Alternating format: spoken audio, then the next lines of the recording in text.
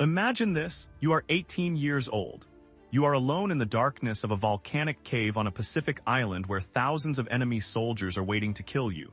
You speak their language but barely. You carry only a pistol and a handful of grenades. Outside, your fellow Marines think you are dead or insane. Inside the cave, you are about to walk up to armed Japanese soldiers and convince them to surrender, using nothing but your words, your nerve, and a bluff so outrageous it should not work. This is not fiction. This is not Hollywood.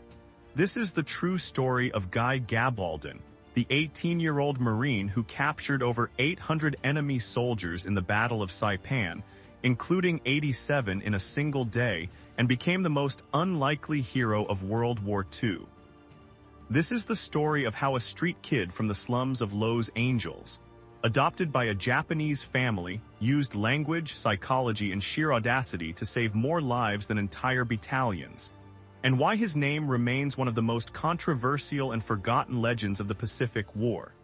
Stay with me until the end, because what this young man accomplished defies belief, and the question of whether he deserved the Medal of Honor still burns today.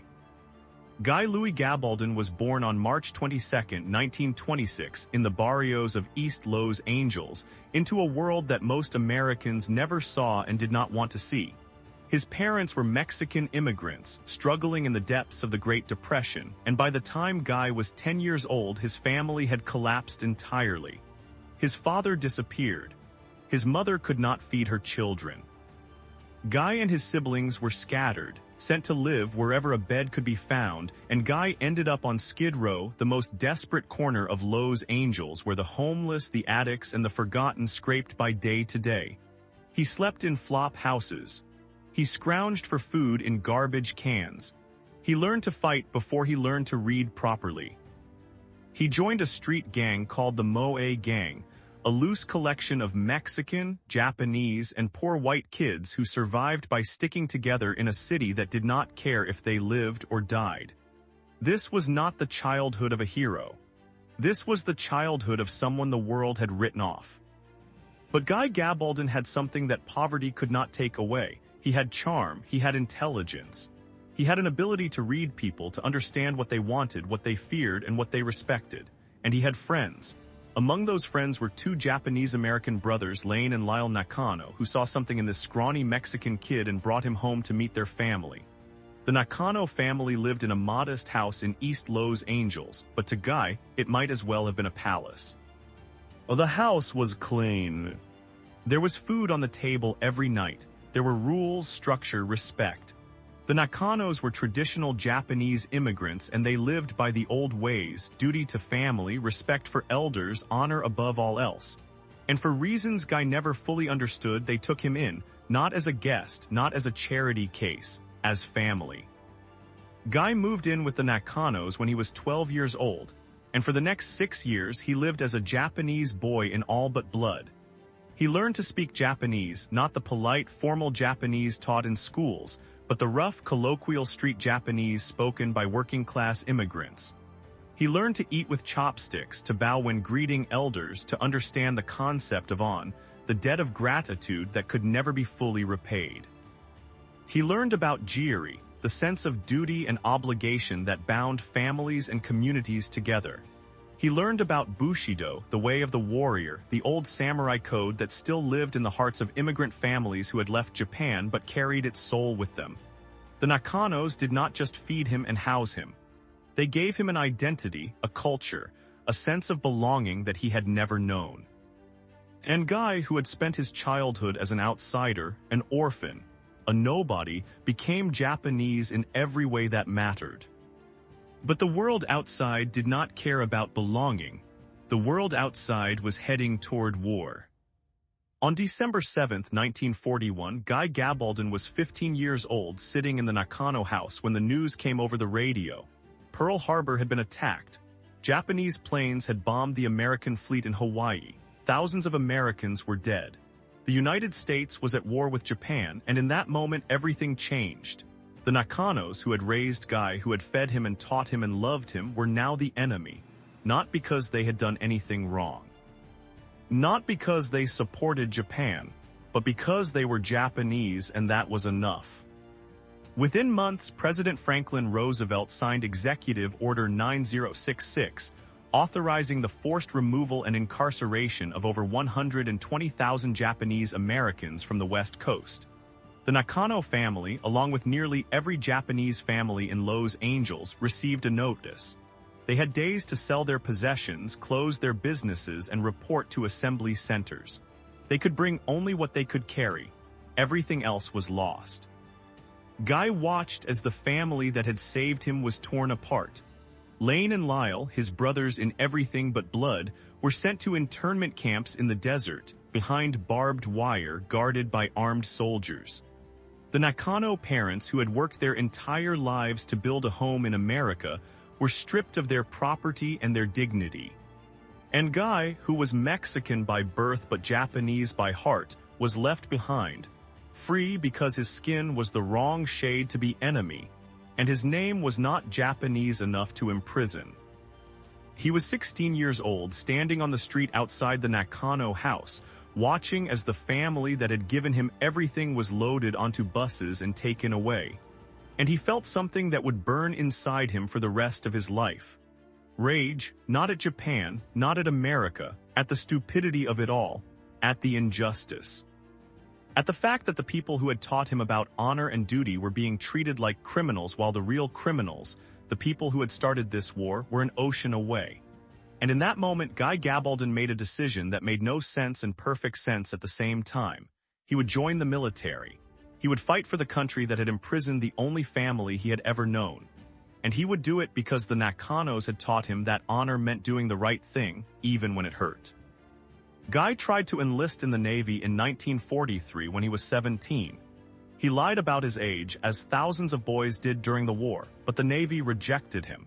His hearing was damaged from years of untreated ear infections in childhood, and the Navy would not take him. He tried again when he turned 18 in March of 1944. This time he went to the Marine Corps, and the Marines, desperate for bodies to feed into the Pacific meat grinder, accepted him. Guy Gabbaldon became a private in the United States Marine Corps, and he was assigned to the 2nd Marine Division, trained at Camp Pendleton in California, and told he was going to the Pacific. He did not tell anyone in his unit that he spoke Japanese. He did not tell anyone that he had been raised by a Japanese family. He simply kept his head down, learned to shoot, learned to march, and waited. The Marine Corps did not know what to do with him. Japanese language officers were rare, and most of them were Caucasian men who had studied the language in universities or missionary schools. The idea that a Mexican kid from Skid Row could speak Japanese was so improbable that nobody believed him at first. But when officers finally tested him, they realized he was the real thing, not book Japanese, street Japanese. The kind of Japanese that soldiers spoke, that civilians spoke, that mothers used to scold their children and men used to argue in bars. It was rough, unpolished, full of slang, but it was real, and it was useful. The Marines gave him a brief course in military interrogation and translation, stamped his papers, and shipped him out to the Pacific. He was 18 years old. He weighed less than 140 pounds. And he was about to walk into one of the bloodiest battles of the Pacific War. Saipan, the name meant nothing to most Americans in June of 1944, but to the Japanese it was sacred ground. Saipan was part of the Mariana Islands, a chain of volcanic islands in the western Pacific that Japan had controlled since World War I. It was home to over 20,000 Japanese civilians, farmers and merchants who had lived there for a generation. It was defended by 31,000 Japanese soldiers, including some of the best troops in the Imperial Army. And it was only 1,300 miles from Tokyo, close enough that American bombers flying from Saipan could reach the Japanese home islands. Whoever controlled Saipan controlled the future of the war. And so the United States sent 71,000 Marines and soldiers to take it, knowing that the Japanese would defend it to the death. The invasion began on June 15, 1944. Guy Gabbaldon waded ashore with the 2nd Marine Division on the western beaches, under fire from Japanese artillery and machine guns. Men died in the water before they reached the sand. Men died on the beach before they could dig in. The noise was unimaginable. The roar of naval guns offshore, the crack of rifle fire, the shriek of Japanese shells overhead, the screams of wounded men calling for medics. Guy had been in combat for less than an hour, and he already understood that war was not what they had told him in training. War was chaos. War was terror. War was watching the man next to you get blown apart and knowing that you would be next if you did not move, did not think, did not survive. The terrain of Saipan was a nightmare. The island was 15 miles long and 6 miles wide, covered in dense jungle, steep ravines, volcanic cliffs, and thousands of caves. The Japanese had spent years fortifying it, turning every hillside into a bunker, every cave into a fortress. They did not fight like Americans. They did not retreat when outnumbered. They fought to the death, and when they could not win, they died by their own hand rather than surrender. Surrender was disgrace. Surrender was unthinkable.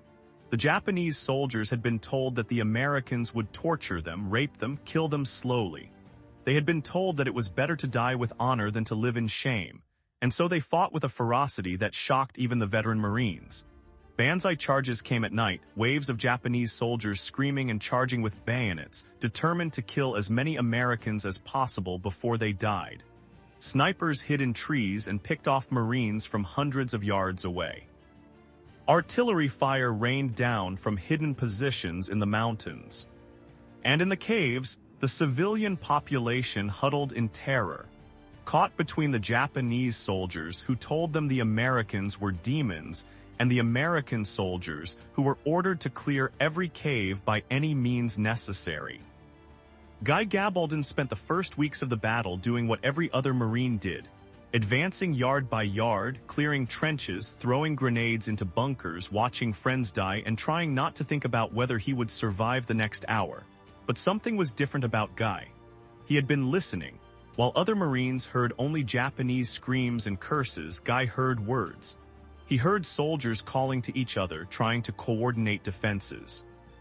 He heard civilians crying in the caves, begging for water, praying to their gods. And he realized something that nobody else in his unit seemed to understand. The Japanese were not fanatics. They were human beings. They were terrified. They were starving. They were desperate, and they could be reasoned with. Guy began to test his theory. One night after his unit had pulled back to rest, he slipped away from his foxhole without permission and moved forward into no man's land toward a cave where he had heard voices earlier in the day. It was insane. It was suicidal. If the Japanese did not kill him, his own officers might court-martial him for desertion. But Guy did not care. He moved slowly, carefully, staying low, his pistol in one hand and a grenade in the other. When he reached the mouth of the cave, he could hear voices inside, low and frightened. He took a breath and then he called out in Japanese. His voice was rough, his grammar was terrible, but the words were clear. He told them he was an American Marine. He told them the war was lost. He told them that if they surrendered, they would not be killed. They would be treated with respect. They would be fed. They would live. There was silence. Then slowly a voice called back. A man asked who he was. Guy answered, still speaking in Japanese, telling them his name, telling them he had lived with a Japanese family, that he understood their culture, their fears. He told them that surrender was not disgrace, that survival was not cowardice, that their families needed them to live. He waited. And then one by one figures began to emerge from the cave, 2 soldiers, then 3, then 5. They were unarmed, their hands raised, their faces gaunt with hunger and exhaustion. Guy took them back to the American lines, and when his commanding officer saw him walking in with 5 Japanese prisoners, the officer did not know whether to promote him or shoot him. But it had worked, and Guy realized he had found his war. Over the next 3 weeks, Guy Gabbaldon became a ghost. He would disappear at night, moving alone through the jungle and the ravines, searching for caves where Japanese soldiers and civilians were hiding. He would call out to them in Japanese, sometimes sitting outside a cave for hours, talking, explaining, reasoning. He told them the truth, that the American lines were everywhere, that there was no escape, that their commanders had abandoned them, that the choice was simple, surrender or die. But he did not just threaten them. He appealed to their sense of honor. He told them that a warrior who died uselessly was a fool, but a warrior who lived to protect his family was wise. He told them that the Americans respected courage, and that surrendering to save civilian lives was the most courageous thing a soldier could do. He told them stories about the Nakano family, about Bushido, about WWII. He spoke their language not just with his words but with his heart, and they believed him. The prisoners began to come in larger groups. 10 soldiers, 20, 30. Guy would lead them back to the American lines, sometimes alone, sometimes with 1 or 2 other Marines who had started to follow him on his insane missions. The other Marines thought he was crazy, the officers thought he was reckless, but nobody could argue with results. Every prisoner Guy brought in was 1 less enemy soldier shooting at American Marines. Every civilian he saved was 1 less tragedy, and Guy was relentless. He barely slept. He would return from a mission, drop off his prisoners, grab some rations, and head back out into the darkness. He was driven by something more than duty. He was driven by the memory of the Nakano family, by the faces of the people who had loved him and been imprisoned for their ancestry. Every Japanese soldier he saved was a small act of redemption. Every civilian he pulled from a cave was a small victory against the hatred and fear that had torn his family apart. But Saipan was not getting easier, it was getting worse. By early July, the Japanese defenders had been pushed into the northern tip of the island, a rugged, mountainous area honeycombed with caves. The Japanese soldiers knew they were defeated. Their supplies were gone. Their commanders were dead or dying, but they would not surrender. Instead, they prepared for a final, suicidal attack. On the night of July 7, 1944, the largest banzai charge of the Pacific War exploded out of the northern hills. 4,000 Japanese soldiers, many of them wounded, armed with rifles, swords, bamboo spears, and grenches, charged screaming into the American lines. It was a tidal wave of death. The Japanese did not care about tactics or survival. They only cared about killing as many Americans as possible before they died. The fighting was hand-to-hand, brutal, chaotic. Entire American units were overrun. Positions that had been secured for days were lost in minutes. And in the chaos, Guy Gabbaldon saw an opportunity. While the banzai charge raged to the north, Guy moved east, toward a network of caves where he knew hundreds of Japanese soldiers and civilians were trapped. The Japanese command structure had collapsed. The soldiers in the caves were leaderless, terrified, waiting for orders that would never come. Guy knew this was his moment. If he could reach them before they killed themselves, before they were incinerated by American flamethrowers or buried by explosives, he could save them. But he had to move fast, and he had to move alone. On the morning of July 8, 1944, Guy Gabbaldon walked into the most dangerous day of his life. He moved toward the caves with only his pistol, a few grenades, and his broken Japanese.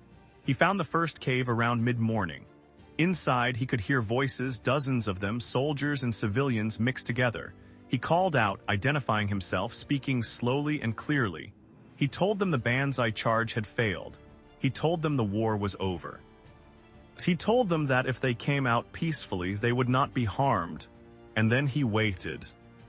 The response came in the form of a single Japanese soldier, an officer who stepped out of the cave with a pistol in his hand. The officer was thin, his uniform torn, his face hollow with exhaustion. He stared at Guy, this young Mexican kid in an American uniform, speaking Japanese like a Tokyo street hustler. The officer asked Guy who he was. Guy told him. The officer asked how many American soldiers were waiting outside. And this was the moment. This was the bluff that should not have worked. Guy looked the officer in the eye and lied. He told him there were hundreds of American soldiers surrounding the cave, with machine guns, flamethrowers, and tanks.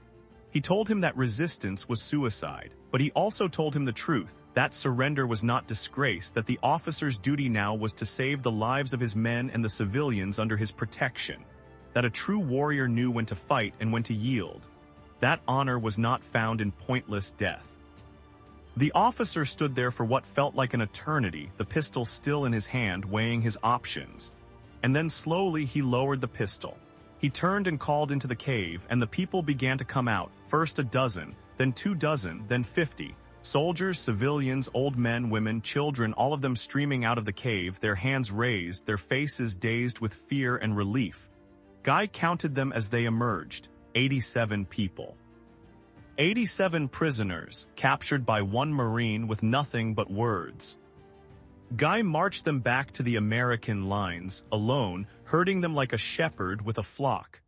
When he reached the American positions, the Marines on guard could not believe what they were seeing. A single private, barely old enough to shave, walking in with nearly 90 Japanese prisoners, all of them unarmed, all of them docile. The news spread through the division like wildfire. Officers came to see for themselves. Journalists heard the story and wanted to interview him. And Guy Gabbaldon, the street kid from Skid Row, became a legend. But he was not done. Over the remaining days of the battle, Guy continued his missions, bringing in more prisoners, more civilians. By the time Saipan was declared secure on July 9, 1944, Guy had personally captured over 800 Japanese soldiers and civilians. 800, more than entire battalions, more than any other single Marine in the history of the Corps. He had done it with courage, with psychology, with an understanding of culture and honor that no military training could teach. And he had done it because he believed that every life saved was a victory, even enemy lives. But war is not kind to heroes. On July 10th, Guy was wounded by shrapnel during a final mop-up operation. The wound was not life-threatening, but it was serious enough to send him to a hospital ship and then back to Hawaii for recovery. His war on Saipan was over, but the consequences of what he had done were only beginning.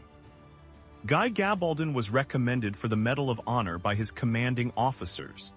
The Medal of Honor is the highest military decoration in the United States, reserved for acts of valor above and beyond the call of duty. Guy had certainly earned it.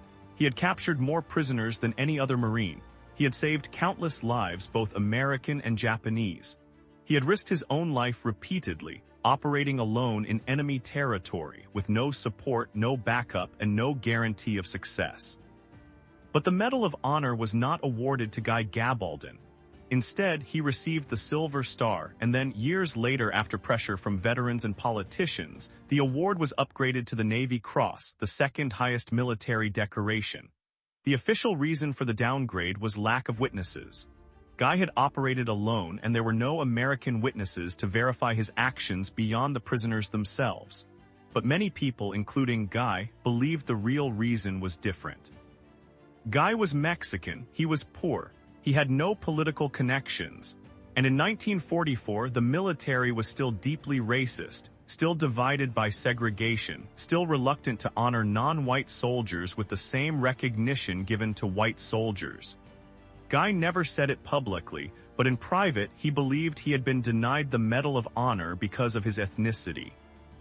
The war continued without him. Guy recovered from his wounds and was eventually sent to other Pacific battles, but he never had another experience like Saipan. The war ended in August of 1945, after the atomic bombs fell on Hiroshima and Nagasaki and Japan surrendered. Guy Gabbaldon returned to the United States, to a country that had not changed as much as he had. The Nakano family was released from the internment camps and returned to Los Angeles, but their home was gone, their possessions stolen or sold, their lives shattered. Guy reunited with them and they welcomed him as they always had as family. But something had broken that could not be repaired. The trust between Japanese Americans and their country had been destroyed, and it would take generations to rebuild. Guy tried to return to civilian life. He married, had children, worked a series of jobs, but he could not escape Saipan. The memories haunted him, the faces of the people he had saved, the faces of the people he had not saved. He began to drink. His marriage fell apart. He struggled with what we would now call post-traumatic stress disorder, but in the 1950s and 60s there was no name for it, no treatment, no understanding. Guy was just another veteran who could not adjust, another casualty of a war that had ended decades ago. In the 1960s, Hollywood made a movie about Guy Gabbaldon's exploits on Saipan. The film was called Hell to Eternity, released in 1960, and it starred Jeffrey Hunter as Guy Gabbaldon. The movie was a hit and it brought Guy's story to a national audience for the first time. But the film also changed key details. In the movie, Guy was portrayed as white, not Mexican. His relationship with the Nakano family was softened and simplified. The racial and political complexities of his story were erased in favor of a straightforward war adventure. Guy hated the film. He felt it had stolen his story and whitewashed his identity, but it did bring him attention, and it reignited interest in his case. Veterans, groups, and politicians began to push for Guy to receive the Medal of Honor. The Navy Cross was upgraded in 1960, but the Medal of Honor remained out of reach, blocked by bureaucracy and the lack of official documentation. Guy eventually found peace or something close to it by returning to Saipan. He traveled back to the island multiple times in the decades after the war, meeting with Japanese veterans, meeting with the civilians he had saved, visiting the caves where he had risked his life. He opened a youth camp on Saipan, dedicated to teaching young people about the war, about reconciliation, about the power of understanding and respect across cultures. He became a bridge between two nations that had tried to destroy each other, a living symbol of the idea that enemies could become friends, that hatred could be replaced by understanding. Guy Gabbaldon died on August 31, 2006, at the age of 80 in Old Town, Florida. He was buried with full military honors. His Navy Cross was displayed at his funeral, along with his other decorations. And the debate over whether he deserved the Medal of Honor continued, even after his death. Some veterans and historians argue that Guy's contributions were undeniable, that he saved more lives than most Medal of Honor recipients, that he demonstrated extraordinary courage and initiative. Others point to the lack of documentation, the difficulty of verifying his claims, and the fact that many of his actions were technically unauthorized, making him as much a rogue operator as a military hero. The truth is probably somewhere in the middle. Guy Gabbaldon was not a perfect soldier. He broke rules, he disobeyed orders, he put himself and others at risk with his lone wolf tactics. But he was also one of the most effective warriors in the Pacific, not because of his ability to kill, but because of his ability to save. And in a war defined by brutality and hatred, that made him something rare and precious. The story of Guy Gabbaldon is not just a story about war. It is a story about identity, about belonging, about the ways in which culture and language can be weapons more powerful than guns. Guy was a Mexican kid raised by a Japanese family, fighting for a country that imprisoned the people he loved. He should not have been able to do what he did. The odds were impossible. The psychology should not have worked. But it did because Guy understood something that most soldiers did not. That the enemy is not a monster but a human being, and that human beings can be reached, reasoned with, and saved if you know how to speak to their hearts. Guy Gabbaldon captured over 800 prisoners in the Battle of Saipan. He saved over 1,500 lives, both American and Japanese, by convincing people to lay down their weapons and trust him. He did it with courage, with cunning, and with a deep understanding of honor and obligation that he learned from the family that adopted him. And he did it when he was 18 years old, an age when most of us are still figuring out who we are and what we believe in. So here is my question for you. Do you believe Guy Gabbaldon deserved the Medal of Honor for saving over 1,500 lives with words instead of bullets? Do you think his actions, operating alone, disobeying orders, risking everything on psychological warfare rather than firepower, meet the standard of valor above and beyond the call of duty? Or do you think the Navy Cross was appropriate recognition for a man who was as much a maverick as a hero? Leave your answer in the comments below.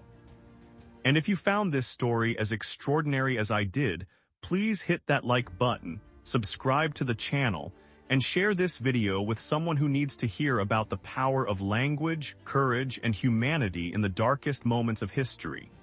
Because the story of Guy Gabbaldon is not just history.